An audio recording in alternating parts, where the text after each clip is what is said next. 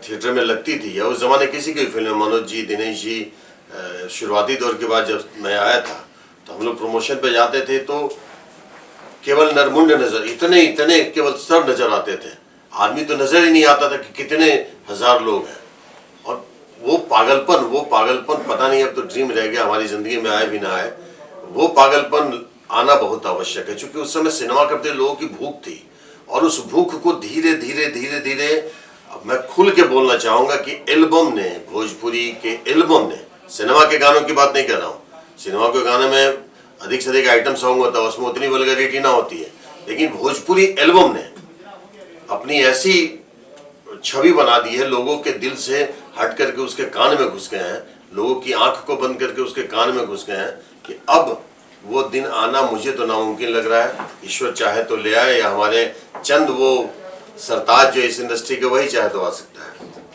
Sir मैं एक चीज जानना चाह रहा हूं, मतलब पहला लुक आज लॉन्च हुआ है, पोस्टर में बताएं कैसे आइडिया है, किस तरह का बनाया जाए पोस्टर। देखिए कैसा है ना कि ये तो हमारे पास ऑलरेडी था, ये कॉन्सेप्ट हमारा था, इस तरीके से भैया से बात हुई हमारी, तो बोले हम लोग थोड़ा सबको प्रमोट करते, 3-4 पोस्टर क्राफ्ट करके एक गाना उस पर डाल के इस तरीके से प्लान किया। पहले हमारा था सिंगल पोस्टर देने का, फिर हमने एक छोटा सा बनाया तो उसमें हम 2-3 फोटो डाल के उसको गाना किया। अवधेश सर जी, मैं आपसे ये जानना चाहूंगा, अभी कुछ दिन पहले जब छठ आया पूरे वर्ल्ड में, यूट्यूब पे पूरे वर्ल्ड से वीडियो डाला जाता है, एल्बम डाले जाते हैं, लेकिन भोजपुरी का जो छठ का गाना था वो ट्रेंडिंग कर रहा था, जो टॉप के 15 गाने थे उसमें मीटिंग किए तो बोले पहले इसको लिख डालो, फिर बोला सर ये आप ही करिए डायरेक्ट और आप ही लिखिए, हम लोग पीछे रहेंगे।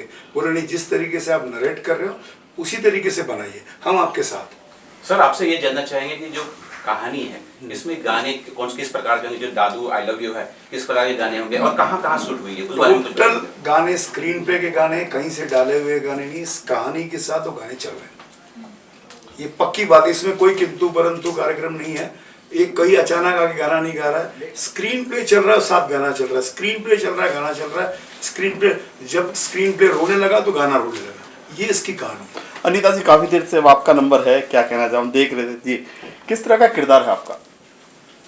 मेरा किरदार बहुत इंटरेस्टिंग है, जहाँ पे इसके साथ बच्चा बनना होता है वहाँ पे बच्चा बन जाती हूँ, जहाँ इसके साथ इसकी दादी बनना होता है वहाँ दादी बन जाती हूँ, जहाँ दादू की दादी बनना होता है वहाँ पे भी इसकी दादी बन जाती हूँ। तो बहुत इंटरेस्टिंग किरदार है, और मुझे ऐसा लगता है कि दादा पोता जो एक हर घर में एक बच्चा जितना दादा अपने दादा से प्रेम करता है, और मुझे ऐसा लगता है कि डर वाली कोई बात नहीं है, या रिस्पेक्ट तो ऑब्वियसली हर घर में एक दादा अपने पोता को और पोता अपने दादा को देता ही देता है, लेकिन यहाँ एक दोस्ती है, एक भाई जैसी दोस्ती हो गई, और हंसने खेलने वाली, रोने वाली, छेड़ने वाली, डांटने वाली, वो सारी मस्तियाँ हैं, तो काफ़ी लोग काफ़ी इंजॉय करेंगे उस चीज़ को। और मैंने भी ये अब मैं पूरा नहीं बता सकती क्योंकि फिल्म ही ऐसी है, अगर उसे खोल दूंगी तो फिर वो सरप्राइज खत्म हो जाएगा। आर्यन पूरी टीम पे भारी है, क्या कहना चाहेंगे? 100% भारी, ऑब्वियसली ये भारी है। इंटरवल के पहले दादा ये है, पोता मैं हूँ, इंटरवल के बाद दादा मैं होता हूँ, पोता ये रहता है, यही अंतर है। इंटरवल के पहले मेरा पोता मेरा दादा है। मधुसूदन जी, आपने इनको सिखाया कि आपको बदले में बताते थे? बताऊं मैं आपको, हाँ। यहाँ किसी को कोई सिखाया नहीं गया, सबको सीन बताते अपने आप शूट हो रहा था। नहीं, इन्होंने दादा को ये बच्चा दारू पिला रहा है और उसके सब पोल निकाल रहा है, ये भी एक कमाल है। मतलब एक एक चीजें इसमें ना, ऐसा नहीं लगेगा अरे सिनेमा चल रहा है वहां से मार लिया, यहाँ से एक सीन उड़ा लिया, वहां से, बिल्कुल नहीं, जीरो। और मैं आप लोगों को पवित्र नाते से बोल रहा हूँ, आप बताइए कि एक सीन यहाँ से मारा हुआ है, एक सिंगल सीन, एक सिंगल शॉट। मधु सर ने पूरा अपने पोते को कॉपी किया हुआ है इसके अंदर। अच्छा, ये बोलता है इनको, दादी को, तेरी आइटम आई रही उससे पैसा लेके अभी डायलॉग भी होता है, ये धीरे करके पूरा सस्पेंस खोल देंगे, इसलिए डायरेक्टर साहब ये जानना चाहेंगे, थिएटर तक जो है पब्लिक नहीं जा रही, आपकी क्या प्लान है, किस तरह भाई मैं बोलता हूँ अच्छी सिनेमा बने, ओटीवी पे चले, टीवी पे चले, अपने आप लोग थिएटर में आ जाएंगे। अच्छा, थिएटर तक जाए, हम वैसा क्या सिनेमा बना रहे जो थिएटर तक जाए, बताइए आप, बताइए। चलिए, आप जिन फिल्मों को प्रमोट करते हैं, आप लोग जिनकी तारीफ करते हैं, जो फिल्में थिएटर में लगने के पहले सुपरहिट हो जाती है, तो वैसी वैसा थिएटर में जाना कहते हैं, या जेन्युइनली दर्शक चाहे कि अब सिनेमा थिएटर में आए, उसका इंतजार कर रहे हैं। तो दर्शकों दर्शक के- मर चुके हैं, दर्शक श्रोता में परिवर्तित हो चुके हैं, तो उन श्रोता को पुनः दर्शक बनने दीजिए। अपने आप वही बोलेंगे कि सिनेमा हॉल में उन्हीं का डिमांड आएगा कि अब सिनेमा लगना चाहिए, सिनेमा इस दिशा में बदल गई है, तो सिनेमा हॉल में सिनेमा लगने वाला है। अभी हम भी कह दें कि ये फिल्म हमने 200 थिएटर में लग दिया और लगने के पहले सुपर हिट है, तो ये मतलब नहीं है। सब बेमानी बातें हैं और सत्यता से परे है। सत्यता से परे मत रहिए, डीप जाइए, पता चलेगा।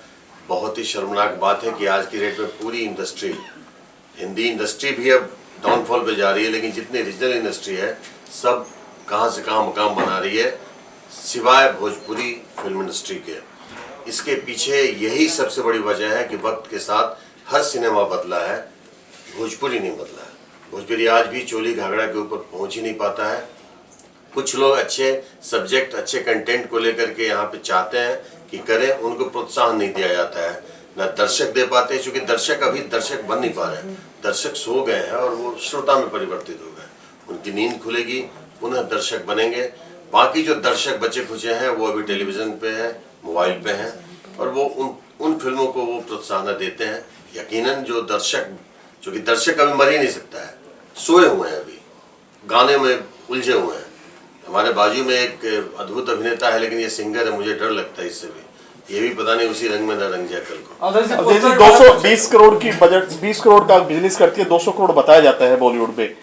मतलब क्रिटिक पूरी कहानी है, क्या कहना चाहेंगे? जो भोजपुरी है वो एक मतलब एक रियल व्यू होते हैं, रियल जितने सिनेमा मिले उतने ही बताते हैं। नहीं तो अभी टेलीविजन की फिल्म है, सिनेमा हॉल की बात नहीं कह सकता हूँ। नहीं, सिनेमा की अगर बात करें कोई, आप जो बता रहे हैं कि 200 करोड़ बताया जाता है, 20 हाँ, करोड़ कलेक्शन होता है, जी। तो इंडस्ट्री बंद हो जानी चाहिए थी, नहीं बंद हुई। इसका मतलब आप झूठे हैं, फिल्म सच्ची है।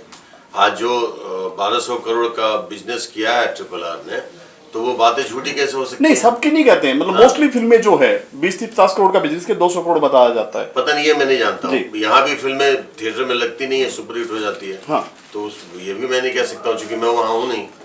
क्योंकि भोजपुरी डाउन टू अर्थ है, बिल्कुल सिंपल रहते हैं। जितना व्यू आया, जितना डाउन टू सिनेमा, अर्थ यहाँ की मांग है, हम डाउन टू अर्थ है नहीं। हम अपने कल्चर से बहुत परे हैं, कल्चर में समाएंगे। कुछ लोगों ने कोशिश की है और कुछ लोग कर भी रहे हैं और बेहतरीन तरीके से कर रहे हैं। तो ये ऐसे ही करते करते संख्या बढ़ती चली जाएगी, चीज़ें आ जाएंगी। अभी धीरे धीरे हमारे हीरोज भी हैं, वो सब्जेक्ट ओरिएंटेड फिल्मों की तरफ पूरी तरह से ध्यान देना शुरू कर रहे हैं।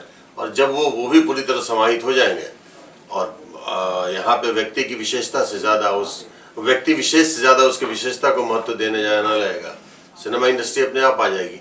और ज़बरदस्ती थिएटर का रोना हम क्यों रहे? थिएटर को खुद ही हम लोगों ने त्यागा है। नहीं तो हम वो उस जमाने को अगर याद करें जब दिनेश जी की फिल्में